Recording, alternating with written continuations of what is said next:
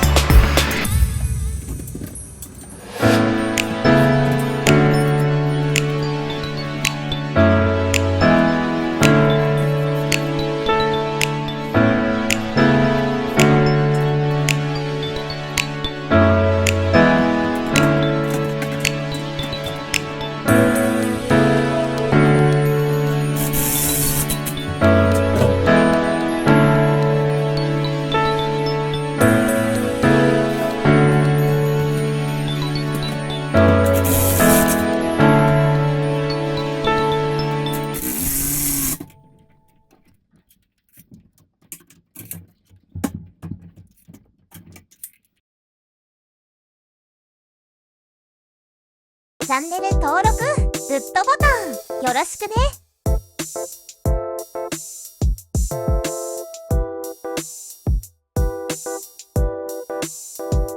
最後までご視聴いただきありがとうございました。